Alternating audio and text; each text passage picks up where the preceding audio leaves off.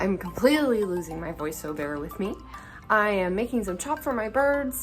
This is during the crazy coronavirus that's going on and the stores are short on everything.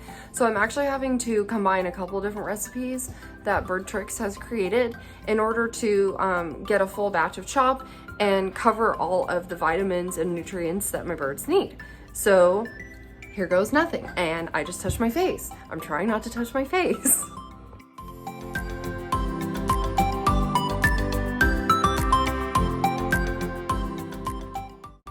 So the different recipes actually call for different types of cooked beans, and the preference in this cookbook is to do everything from scratch and not use anything that's been previously frozen or canned. And obviously that's not something that's completely avoidable, especially in circumstances like this. So I have both options. I was able to find one bag of mixed beans, but you do have to soak beans that come in a bag dry overnight, or at least 8 hours in most cases. So that's something that I'm having to take into consideration based on when I want to make this, if I'm willing to wait till tomorrow or if I want to do it today. Just depends a lot on this one too.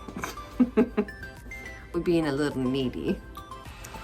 Now, because we have so many birds, I actually usually triple the recipe that Birdtricks has provided, because I believe that the cookbook says that the ingredients are supplied for one bird for a period of 4 months. And so our chop lasts about 6 weeks for 4 birds, 1 macaw, and the 3 conures. So Mango and I are hanging out today because the other 3 birds are out on the porch socializing, and we're a little bit antisocial.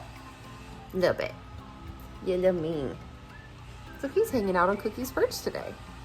And out of respect for Birdtricks, I'm obviously not sharing the entire recipe, but I am gonna let you see things that go into making this recipe work. And if you really wanna buy this cookbook, which I absolutely recommend it, it's available digitally. And then I actually just printed the cookbook for myself, black and white. It was super easy to do, and just put it into those little page protectors. I think it was like maybe $20 to print it. The exact amounts are on the website. If you just go to the section below, and I'll link those for you. I was able to find one bag, and the recipe does not call for an entire bag, but I would use the entire bag for the number of birds I'm trying to provide food for. There's like a soup pouch in there. I don't use that. And I've also got some pastas that I found during this whole coronavirus craze. It's really hard to find pasta. These happen to be 2 of the odd things most people probably wouldn't typically buy. So I got a whole grain pasta and a spinach pasta. So that's integrating a little bit of vegetables into the recipe as well. I actually totally forgot that I used my slow cooker last time to make these. And it says that on the bag. Where does it say that? I just read it on the bag.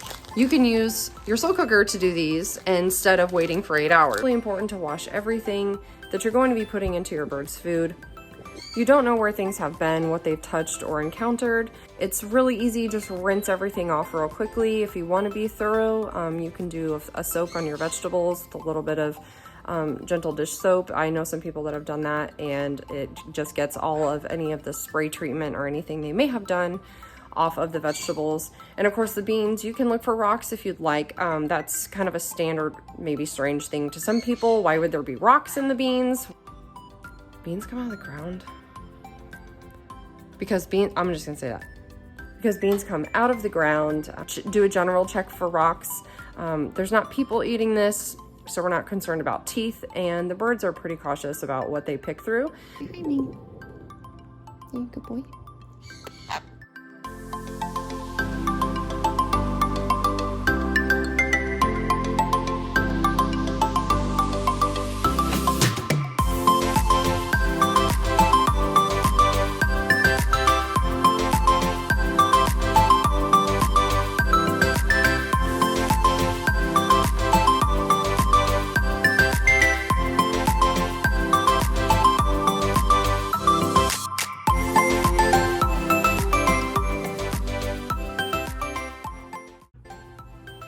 Peach eats like everything, and then Mango will be like, oh yeah, I love that.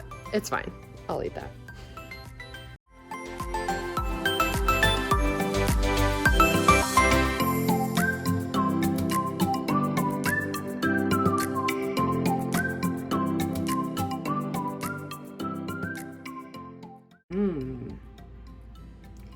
So I am going to put this in a little bit faster motion for you guys because it's going to take me forever to cut up all these different things.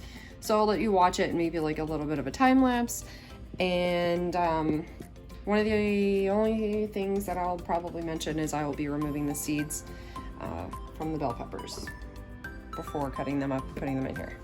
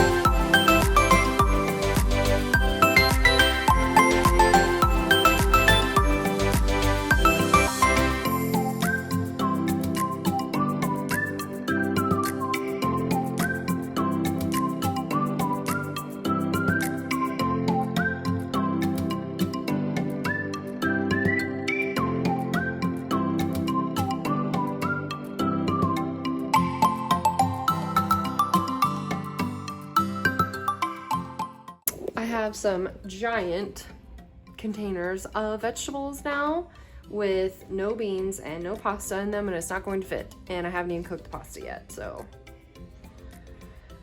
I think I'm gonna have to bust out a cooler.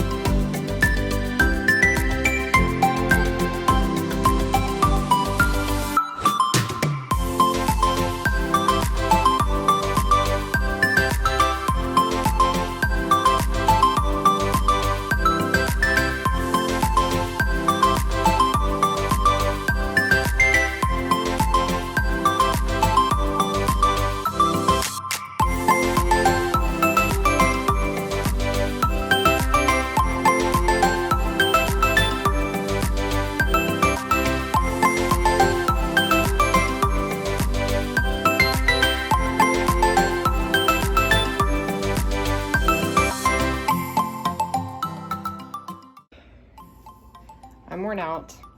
I get to stir it up now and bag it for the freezer. So let's do it.